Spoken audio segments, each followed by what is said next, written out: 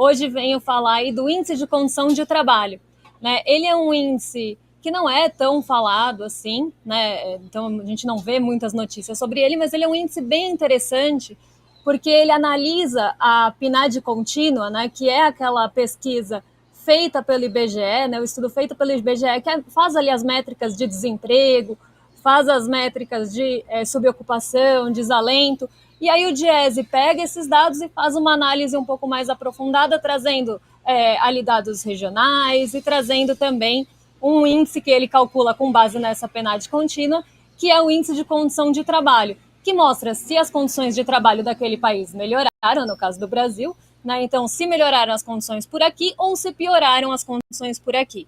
E o que esse estudo do Diese mostrou para a gente aí no terceiro trimestre de 2022, com os dados já fechados aí da PNAD? Né? Que teve uma piora das condições de trabalho em todos os pontos pesquisados pelo Diese nos últimos 8 anos. Né? Então, embora a gente tenha uma melhora dentro do ano de 2022, essa condição vem se melhorando desde 2014.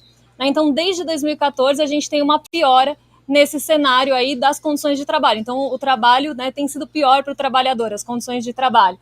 Quando a gente olha, né, ali a média do Brasil, né, esse índice compilado caiu de 0,67 para 0,46. Esse índice, quanto mais perto de 1, melhor. Então, ele teve aí uma queda relevante nesses últimos 8 anos, né, de praticamente aí, 31%, né, justamente porque as condições pioraram. E que condições são essas que o Diese olha para chegar nesse índice? O total de desocupação mais o desalento no Brasil, então ele não olha só o desemprego, ele olha o desemprego mais o desalento, né, que são pessoas até que estão numa condição de não conseguir procurar emprego, elas estão desalentadas na economia. Então, de 2014 para 2022, o desalento mais a desocupação subiu 47%, saiu de 8,20 para 12,10. Quando a gente considera esse mesmo indicador para a população que é responsável pela casa, né, teve um aumento de mais de 100% nesses 8 anos, saiu de 4,30 para 9,40. Né, o tempo de desocupados procurando trabalho, na verdade, o número de desocupados procurando trabalho por mais de 5 meses também aumentou, mas aumentou menos do que os outros 2 pontos, né, que subiu aí nesses últimos anos de 51,80 para 53%, uma alta de 2%. E o rendimento médio por hora, né, mensal médio por hora, caiu aqui no Brasil. Né? Então, não bastasse ali as condições de desemprego e desalento aumentarem, o rendimento caiu de 2014 para cá, 1,68%, quase se mantendo estável em 8 anos, mas ainda em pequena queda. E esse estudo do Diese também mostra para a gente algumas desigualdades, né, que a gente vê dentro do próprio Brasil. Né, se a gente pegar Pernambuco, que foi um dos estados que teve ali os piores desempenhos nessas métricas do Diese, a gente vê que o tempo procurado, né, o número de desempregados procurando trabalho há mais de 5 meses é bem maior que a média. Né, nesse ano de 2022 ficou em 66%, a desocupação mais desalento 19%, a desocupação do responsável pelo domicílio mais de 15%, e o rendimento lá em Pernambuco é de R$11 por hora. Já em Santa Catarina, que é onde a gente tem ali os melhores índices dessa métrica do Diese, o desalento e ocupação ficou em 4,3, abaixo da média nacional, os responsáveis por domicílio 3,4, o número de desempregados procurando ali emprego há mais de 5 meses em 42, também abaixo da média nacional, e o rendimento mensal por hora ficou um pouquinho acima ali em 18%, em R$18.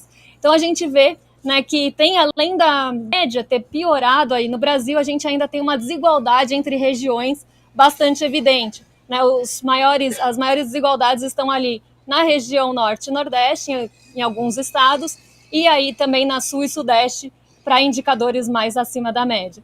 Então essa pesquisa é interessante justamente por isso. Eu gostei muito, Débora, daquele outro slide, porque para mim ele é o resumo, né? Às vezes você como é que se diz? Num glimpse, né? Num flash assim, né? Você consegue ler a história toda, né? Então, olha só, isso aqui está dizendo o seguinte: as pessoas no Brasil estão, em relação a 2014, compara a capacidade que você teria de ter aumentado a sua produção de riqueza, porque são novas tecnologias, são novas plantas que você tem para construir, são novos recursos naturais que você acha. Então, a gente está falando de 8 anos.